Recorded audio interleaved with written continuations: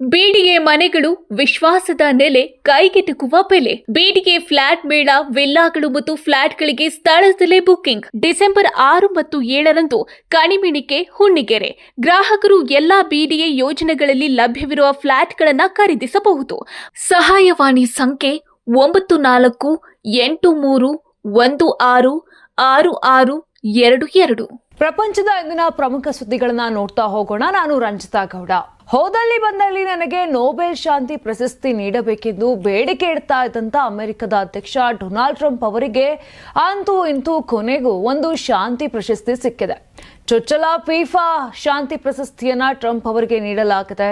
Washington DC Kennedy ಸೆಂಟರ್ನಲ್ಲಿ ನಡೆದಂತ ಕಾರ್ಯಕ್ರಮದಲ್ಲಿ ಫಿಫಾ ಅಧ್ಯಕ್ಷ ಗಿಯಾನಿ ಇನ್ಫೋಟಿನೋ ಪ್ರಶಸ್ತಿಯನ್ನ ಪ್ರದಾನವನ್ನ ಮಾಡಿದ್ರು. ಇನ್ನು ಪ್ರಶಸ್ತಿ ಪ್ರದಾನಕ್ಕೂ ಮೊದಲು ಡೊನಾಲ್ಡ್ ಟ್ರಂಪ್ ಅವರು ವಿಶ್ವದ ಇತರ ನಾಯಕರ ಜೊತೆಗೆ ಮಾತನಾಡುತ್ತಿರುವ ಮತ್ತು ರಾಜತಾಂತ್ರಿಕ ಸಾಧನೆಯನ್ನ ಬಣ್ಣಿಸುವ ವಿಡಿಯೋವನ್ನ ಪ್ರಸಾರ ಮಾಡಲಾಯಿತು. ವಿಡಿಯೋ ಆರಂಭದಲ್ಲಿ ಮೋದಿ ಮತ್ತು ಟ್ರಂಪ್ ನಡೆದುಕೊಂಡು ಹೋಗುತ್ತಿರುವ ದೃಶ್ಯವನ್ನ ತೋರಿಸಲಾಯಿತು. ವಿಡಿಯೋದಲ್ಲಿ ಇಸ್ರೇಲ್ ಪ್ರಧಾನಿ ಬೆಂಜಮಿನ್ ನೇತನ್ಯಾಹು, ಯುರೋಪ್, ಅರಬ್ ನಾಯಕರ ಜೊತೆ ಟ್ರಂಪ್ ಮಾತನಾಡುತ್ತಿರುವುದು, ಬೇರೆ ದೇಶಗಳ ನಾಯಕರನ್ನ ಕೂರಿಸಿ ಶಾಂತಿ ಮಾತುಕತೆ ನಡೆಸುತ್ತಿರುವ ತುಣುಕನ್ನ ಪ್ರದರ್ಶನ ಮಾಡಲಾಯಿತು. ಭಾಷಣದಲ್ಲಿ ಟ್ರಂಪ್, ಇದು ನಿಜಕ್ಕೂ ನನ್ನ ಜೀವನದ ಶ್ರೇಷ್ಠ ಗೌರವಗಳಲ್ಲಿ ಒಂದಾಗಿದೆ. ಪ್ರಶಸ್ತಿಗಿಂತಲೂ ಮುಖ್ಯವಾಗಿ ನಾವು ಲಕ್ಷಾಂತರ ಜೀವಗಳನ್ನು ಉಳಿಸಿದ್ದೇವೆ. ಇದಕ್ಕೆ ಕಾಂಗೋ ಉದಾಹರಣೆಯಾಗಿದೆ. ಭಾರತ ಪಾಕಿಸ್ತಾನ ನಡುವಿನ ಯುದ್ಧವನ್ನ ನಿಲ್ಲಿಸಿದ್ದೇವೆ ಅಂತ ಹೇಳಿದ್ರು. ಫುಟ್ಬಾಲ್ ಇಂದು ಜಾಗತಿಕ ಕ್ರೀಡೆಯಾಗಿದೆ. ಈ ಕಾರಣಕ್ಕೆ ಜಾಗತಿಕ ಸಂಸ್ಥೆಯಾಗಿರುವ ಫಿಫಾ ಈ ವರ್ಷದಿಂದ ಶಾಂತಿ ಪ್ರಶಸ್ತಿಯನ್ನ ನೀಡೋದಾಗಿ ಹೇಳಿಕೊಂಡಿದೆ. ಇಂದು ದಕ್ಷಿಣ ಆಫ್ರಿಕಾದಲ್ಲಿ ಮಾಸ್ ಶೂಟೌಟ್ ಆಗಿದೆ. 11 ಮಂದಿ ಸಾವನ್ನಪ್ಪಿದ್ದಾರೆ. ಇನ್ನು ದಕ್ಷಿಣ ಆಫ್ರಿಕಾದಲ್ಲಿ ಮತ್ತೆ ಬೆಚ್ಚಿ ಬೀಳಿಸುವ ಸಾಮೂಹಿಕ ಗುಂಡಿನ ದಾಳಿ ನಡೆದಿದೆ. ಹಾಸ್ಟೆಲ್ನಲ್ಲಿ ನಡೆದಂತ ಈ ದಾಳಿಯಲ್ಲಿ ಕನಿಷ್ಠ 11 ಮಂದಿ ಸಾವನ್ನಪ್ಪಿದ್ದಾರೆ ಮತ್ತು 14 ಮಂದಿ ಗಂಭೀರವಾಗಿ ಗಾಯಗೊಂಡಿದ್ದಾರೆ. ಇನ್ನು ದುಃಖಕರ ಸಂಗತಿ ಅಂದ್ರೆ ಮೃತಪಟ್ಟವರಲ್ಲಿ 3 ವರ್ಷದ ಮಗು ಕೂಡ ಸೇರಿದೆ. ಶನಿವಾರ ಮುಂಜಾನೆ ರಾಜಧಾನಿ ಪ್ರಿಟೋರಿಯಾದ ಪಶ್ಚಿಮದಲ್ಲಿರುವ ಸಾಲ್ಸ್ ವಿಲ್ಲೆಟ್ ಟೌನ್ಶಿಪ್ನಲ್ಲಿ ಈ ಭೀಕರ ಘಟನೆ ನಡೆದಿದೆ. 3 ಮಂದಿ ಅಪರಿಚಿತ ಬಂದೂಕುದಾರಿಗಳು ಹಾಸ್ಟೆಲ್ಗೆ ನುಗ್ಗಿ ಮದ್ಯಪಾನ ಮಾಡುತ್ತಿದ್ದ ಜನರ ಮೇಲೆ ಯಾದೃಚ್ಛಿಕವಾಗಿ ಗುಂಡು ಹಾರಿಸಿದ್ರು ಅಂತ ದಕ್ಷಿಣ ಆಫ್ರಿಕಾ ಪೊಲೀಸ್ ಇಲಾಖೆಯ ವಕ್ತಾರ ಬ್ರಿಗೇಡಿಯರ್ ಅತ್ಲೆಂಡಾ ಮಾತೆ ಹೇಳಿದ್ದಾರೆ. ಇನ್ನು ಸ್ಥಳೀಯ ಸಮಯ 4:30ಕ್ಕೆ ನಡೆದಿದೆ ಅಂತ ಪೊಲೀಸರು ದೃಢಪಡಿಸಿದ್ದು, ದಾಳಿಯಲ್ಲಿ ಒಟ್ಟು 25 ಮಂದಿಗೆ ಗುಂಡು ತಗಲಿರುವುದು ಈಗ ಸ್ಪಷ್ಟವಾಗಿದೆ. ಮೃತರಲ್ಲಿ 12 ವರ್ಷದ ಬಾಲಕ ಹಾಗೂ 16 ವರ್ಷದ ಬಾಲಕಿ ಕೂಡ ಇದ್ದಾರೆ ಅಂತ ವರದಿಯಾಗಿದೆ. ಇನ್ನು ಪೊಲೀಸರು ಈ ಹಾಸ್ಟೆಲ್ ಅನ್ನ ಕಾನೂನು ಬಾಹಿರ ಶೇಬಿನ್ ಎಂದರೆ ಅನಧಿಕೃತ ಮದ್ಯ ಮಾರಾಟದ ಸ್ಥಳ ಎಂದು ಗುರುತಿಸಿದ್ದಾರೆ. ಇಂತಹ ಅಕ್ರಮ ಮದ್ಯದ ಅಂಗಡಿಗಳು ಸಾಮೂಹಿಕ ಗುಂಡಿನ ದಾಳಿಗಳ ಮುಖ್ಯ ಕೇಂದ್ರವಾಗಿರುತ್ತವೆ ಅಂತ ಆತಂಕವನ್ನ ವಕ್ತಾರರು ವ್ಯಕ್ತಪಡಿಸಿದ್ದಾರೆ. ಇನ್ನು ಪೊಲೀಸರು ಈ ಹಾಸ್ಟೆಲ್ ಅನ್ನು ಕಾನೂನು ಬಾಹಿರ ಶೇಬಿನ್ ಅಂದರೆ ಅನಧಿಕೃತ ಮದ್ಯ ಮಾರಾಟದ ಸ್ಥಳ ಎಂದು ಗುರುತಿಸಿದ್ದಾರೆ. ಅಂತಹ ಅಕ್ರಮ ಮದ್ಯದ ಅಂಗಡಿಗಳು ಸಾಮೂಹಿಕ ಗುಂಡಿನ ದಾಳಿಗಳ ಮುಖ್ಯ ಕೇಂದ್ರವಾಗಿರುತ್ತೆ ಅಂತ ಆತಂಕವನ್ನ ವಕ್ತಾರರು ವ್ಯಕ್ತಪಡಿಸಿದ್ದಾರೆ. ಇನ್ನು UN 2023-24 ಡೇಟಾ ಪ್ರಕಾರ ದೇಶದಲ್ಲಿ 1 ಲಕ್ಷ ಜನರಿಗೆ 45 ಕೊಲೆಗಳು ಸಂಭವಿಸುತ್ತಿವೆ. ಅಂದ್ರೆ ಇದು ಜಗತ್ತಿನ ಅತಿ ಹೆಚ್ಚು ಕೊಲೆ ದರಗಳಲ್ಲಿ ಒಂದಾಗಿದೆ. ಏಪ್ರಿಲ್ನಿಂದ ಸೆಪ್ಟೆಂಬರ್ ವರೆಗೆ ಪ್ರತಿದಿನ 63 ಜನರನ್ನ ಕೊಲೆ ಆಗ್ತಾ ಇದೆ ಅಂತ ಅಂಕಿಅಂಶ ಜನರನ್ನ ಈಗ ಮತ್ತಷ್ಟು ಬೆಚ್ಚಿ ಬೀಳಿಸಿದೆ. ಈ ದಾಳಿ ಕೂಡ ಇದೇ ಹಿಂಸಾಚಾರದ ಸರಣಿಯ ಪುನರಾವರ್ತನೆ ಅಂತ ಪೊಲೀಸರು ತಿಳಿಸಿದ್ದಾರೆ. ಆದರೆ ದಾಳಿಯ ನಿಖರ ಉದ್ದೇಶ ಅಥವಾ ಶಂಕಿತರ ಬಗ್ಗೆ ಯಾವುದೇ ಮಾಹಿತಿ ಕೂಡ ಇನ್ನಷ್ಟು ಸಿಕ್ಕಿಲ್ಲ. ಇನ್ನಷ್ಟು ತನಿಖೆಯ ನಂತರವೇ ಲಭ್ಯವಾಗಬೇಕಿದೆ. ಪಾಕ್ ಮತ್ತು ಅಫ್ಘಾನ್ ಮಧ್ಯೆ ಯಾಕೋ ಈ ಸಂಘರ್ಷ ನಿಲ್ಲೋ ಹಾಗೆ ಕಾಣ್ತಿಲ್ಲ. ಮತ್ತೊಮ್ಮೆ ಪಾಕಿಸ್ತಾನ ಮತ್ತು ಅಫ್ಘಾನಿಸ್ತಾನದ ಗಡಿಯಲ್ಲಿ ಉದ್ವಿಗ್ನತೆ ಹೆಚ್ಚಾಗಿದೆ. ಚಮನ್ ಗಡಿಯಲ್ಲಿ ಎರಡೂ ದೇಶಗಳ ನಡುವೆ ಭಾರೀ ಗುಂಡಿನ ಚಕಮಕಿ ನಡೆದಿತ್ತು. ಪಾಕಿಸ್ತಾನದ ಭಾರೀ ಶೆಲ್ ದಾಳಿಯಲ್ಲಿ 4 ನಾಗರಿಕರು ಸಾವನ್ನಪ್ಪಿದ್ದಾರೆ ಅಂತ ಅಫ್ಘಾನ್ ಅಧಿಕಾರಿಗಳು ತಿಳಿಸಿದ್ದಾರೆ. ಇನ್ನು ಅಲ್ ಜಜೀರಾ ವರದಿಯ ಪ್ರಕಾರ ಅಫ್ಘಾನಿಸ್ತಾನದ ಸ್ಪಿನ್ ಬೋಲ್ಡಕ್ ಜಿಲ್ಲೆಯ ಗವರ್ನರ್ ಸಾವುಗಳನ್ನು ದೃಢಪಡಿಸಿದ್ರು.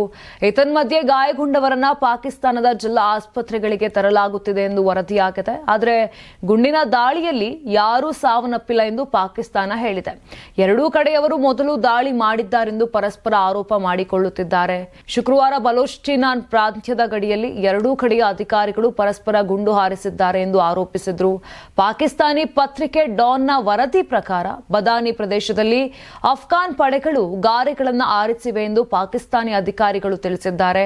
ಸ್ಪಿನ್ ಬೋಲ್ಡಕ್ ಮೇಲೆ ಪಾಕಿಸ್ತಾನ ದಾಳಿ ನಡೆಸಿದೆ ಅಂತ ಅಫ್ಘಾನ್ ತಾಲಿಬಾನ್ ವಕ್ತಾರ ಆಗಿರುವಂತ ಜಬೀಹುಲ್ಲಾ ಮುಜಾಹಿದ್ ಆರೋಪಿಸಿದ್ದಾರೆ.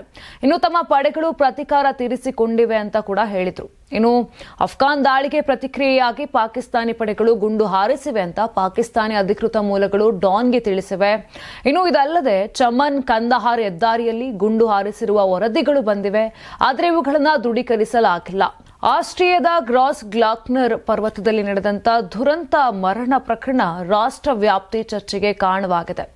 33 ವರ್ಷದ ಮಹಿಳೆಯನ್ನ ಹೆಪ್ಪುಗಟ್ಟಿದ ಸ್ಥಿತಿಯಲ್ಲಿ ಪತ್ತೆ ಮಾಡಿದ ನಂತರ ಆಕೆಯ ಸಂಗಾತಿ 39 ವರ್ಷದ ಆಸ್ಟ್ರಿಯನ್ ವ್ಯಕ್ತಿಗೆ ಈಗ ಸಂಪೂರ್ಣ ನಿರ್ಲಕ್ಷ್ಯದಿಂದ ನರಹತ್ಯೆ ಆರೋಪ ಕೇಳಿಬಂದಿದೆ.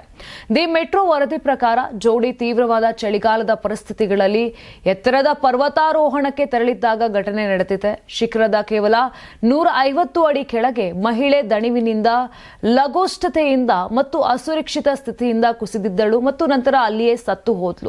ಇನ್ನು ಸಾಲ್ಜ್ಬರ್ಗ್ನ ನಿವಾಸಿಯಾದ ಆರೋಪಿ ಅನುಭವಿ ಪರ್ವತಾರೋಹಿ ಅಂತ ಹೇಳಿಕೊಳ್ತಾನೆ ಮತ್ತು ಪ್ರವಾಸದ ಸಂಪೂರ್ಣ ಯೋಜನೆ ಹಾಗೂ ಮಾರ್ಗದರ್ಶನ ಅವನೇ ನೋಡಿಕೊಂಡಿದ್ದನು. ಮಹಿಳೆ ಕುಸಿದ ನಂತರ ಸಹಾಯ ತರಲು ಅವನು ಆ ಸ್ಥಳವನ್ನ ಬಿಟ್ಟಿದ್ದಾನೆ ಅಂತ ಹೇಳಿದ್ರು.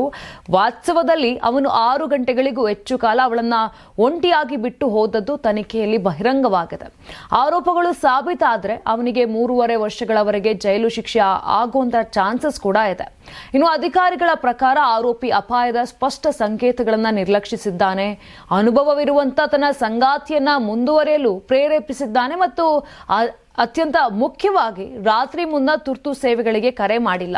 ರಕ್ಷಣಾ ತಂಡಗಳು ಮಾಡಿದಂತ ಹಲವು ಕರೆಗಳನ್ನ ಅವನು ಸ್ವೀಕಾರ ಕೂಡ ಮಾಡಿಲ್ಲ ಮತ್ತು ತನ್ನ ಫೋನ್ ಅನ್ನ ಆ ಒಂದು ಸಮಯದಲ್ಲಿ ಮ್ಯೂಟ್ ನಲ್ಲಿ ಇಟ್ಕೊಂಡಿದ್ದಾನೆ ಅಂತ ತನಿಖೆಯಲ್ಲಿ ಬಹಿರಂಗ ಆಗಿದೆ. 171 ಭಾರತೀಯ ಡೆಲಿವರಿ ರೈಡರ್ಸ್ ಗಡೀಪಾರ ಆಗಿದ್ದಾರೆ. ಎಲ್ಲಿ ಅಂತ ಹೇಳಿದ್ರೆ ಬ್ರಿಟನ್ ನಲ್ಲಿ ಅಕ್ರಮವಾಗಿ ಕೆಲಸ ಮಾಡ್ತಿದ್ದಂತ 171 ಡೆಲಿವರಿ ರೈಡರ್ಗಳನ್ನ ಬಂಧಿಸಿ ಗಡೀಪಾರು ಪ್ರಕ್ರಿಯೆ ಆರಂಭಿಸಿರುವುದಾಗಿ ಯುಕೆ ಸರ್ಕಾರ ಘೋಷಣೆ ಮಾಡಿದೆ. ಬಂಧಿತರಲ್ಲಿ ಭಾರತೀಯರು, ಬಾಂಗ್ಲಾದೇಶಿಗಳು ಮತ್ತು ಚೀನಿ ಪ್ರಜೆಗಳು ಸೇರಿದ್ದಾರೆ. UK home office immigration enforcement ತಂಡಗಳು ಕಳೆದ ತಿಂಗಳು ಆಪರೇಷನ್ ಈಕ್ವಲೈಸ್ ಹೆಸರಿನ ವಿಶೇಷ ದಾಳಿಯನ್ನ ನಡೆಸಿ ದೇಶಾದ್ಯಂತ ಕಾರ್ಯನಿರ್ವಹಿಸುತ್ತಿದ್ದ ಡೆಲಿವರಿ ರೈಡರ್ಗಳ ವಲಸೆ ದಾಖಲೆಗಳನ್ನು ಪರಿಶೀಲಿಸಿತು. ನವೆಂಬರ್ 17ರಂದು ಪೂರ್ವ ಲಂಡನ್ನ ನ್ಯೂ ಹ್ಯಾಮ್ ಐ ಸ್ಟ್ರೀಟ್ನಲ್ಲಿ ನಡೆದಂತ ದಾಳಿಯಲ್ಲಿ ಭಾರತದ ಮತ್ತು ಬಾಂಗ್ಲಾದೇಶದ 4 ಸವಾರರು ಅಕ್ರಮವಾಗಿ ಕೆಲಸ ಮಾಡುತ್ತಿದ್ದ ಕಾರಣ ಬಂಧಿಸಲ್ಪಟ್ಟಿದ್ರು. ಇನ್ನು ಅವರನ್ನು ವಲಸೆ ನಿಯಮ ಉಲ್ಲಂಘನೆಗಾಗಿ ತಕ್ಷಣವೇ ಗಡೀಪಾರು ಪ್ರಕ್ರಿಯೆಗೆ ಒಳಪಡಿಸಲಾಯಿತು. ನವೆಂಬರ್ 25ರಂದು ನಾರ್ವಿಚ್ ಸಿಟಿ ಸೆಂಟರ್ನಲ್ಲಿ ನಡೆದಂತ ಮತ್ತೊಂದು ಜಾರಿ ಕ್ರಮದಲ್ಲಿ 3 ಭಾರತೀಯ ಮೂಲದ ಸವಾರರನ್ನು ವಿಚಾರಣೆಗಾಗಿ ತಡೆ ಹಿಡಿಯಲಾಯಿತು. ಇವರಲ್ಲಿ 2 ಗಡೀಪಾರು ಮಾಡಲು ಬಂಧಿಸಲಾಗಿದ್ದು, ಒಬ್ಬರನ್ನು ಕಟ್ಟುನಿಟ್ಟಿನ ವಲಸೆ ಜಾಮೀನಿನ ಮೇಲೆ ಬಿಡುಗಡೆಯನ್ನ ಮಾಡಲಾಗಿದೆ. ಇನ್ನು ಯುಕೆಯಲ್ಲಿ ಅಕ್ರಮ ವಲಸೆಯನ್ನ ನಿಯಂತ್ರಿಸಲು ಕೈಗೂಡಿದ ಗೃಹ ಕಾರ್ಯದರ್ಶಿ ಶಬಾನಾ ಮಹಮೂದ್ ಅವರ ವ್ಯಾಪಕ ಸುಧಾರಣೆಗಳ ಭಾಗವಾಗಿ ಈ ಕ್ರಮಗಳನ್ನು ಕೈಗೊಳ್ಳಲಾಗಿದೆ ಅಂತ ಹೋಮ್ ಆಫೀಸ್ ತಿಳಿಸಿದೆ. ಸರ್ಕಾರದ ಮಾಹಿತಿ ಪ್ರಕಾರ ಕಳೆದ ವರ್ಷ ಕಾನೂನು ಬಾಹಿರ ಕೆಲಸವನ್ನ ನಿಲ್ಲಿಸಲು 11,000ಕ್ಕೂ ಹೆಚ್ಚು ತಪಾಸಣೆಗಳು ಹಾಗೂ 8,000 ಬಂಧನಗಳು ನಡೆದಿತ್ತು. ಇವು ಕ್ರಮವಾಗಿ 51% ಮತ್ತು 63% ಏರಿಕೆಯಾಗಿದೆ. ಜುಲೈ 2024ರಿಂದ ಯುಕೆಯಲ್ಲಿ ಉಳಿಯಲು ಹಕ್ಕಿಲ್ಲದಂತ ಸುಮಾರು 50,000 ಜನರನ್ನ ಹೊರಹಾಕಲಾಗಿದೆ. ಈ ಮಧ್ಯೆ ಯುಕೆ ಗಡಿ ಭದ್ರತಾ ಆಶ್ರಯ ಮತ್ತು ವಲಸೆ ಮಸೂದೆಗೆ ಈಗ ರಾಯಲ್ ಅಸೈನ್ಮೆಂಟ್ ದೊರೆತಿದ್ದು, ಇದು ಗಿಗ್ ವರ್ಕರ್ಗಳ ವಿಶೇಷವಾಗಿ ಡೆಲಿವರಿ ಸವಾರರ ಮೇಲಿನ ರೈಟ್ ಟು ವರ್ಕ್ ತಪಾಸಣೆಗಳನ್ನ ವಿಸ್ತರಿಸಲು ಅವಕಾಶವನ್ನ ನೀಡಲಿದೆ. ಇದಿಷ್ಟು ಪ್ರಪಂಚದ ಪ್ರಮುಖ ಸುದ್ದಿಗಳಾಗಿತ್ತು. ನಾಳೆ ಮತ್ತೆ ಇದೇ ರೀತಿಯಾಗಿ ಪ್ರಪಂಚದಲ್ಲಿ ಏನೆಲ್ಲ ಬೆಳವಣಿಗೆಗಳಾಗಿದೆ ಅನ್ನೋ ಮಾಹಿತಿಯನ್ನ ಕೊಡ್ತಾ ಹೋಗ್ತೀನಿ. ನೋಡ್ತಾ ಇರಿ ಕರ್ನಾಟಕ ಟಿವಿ.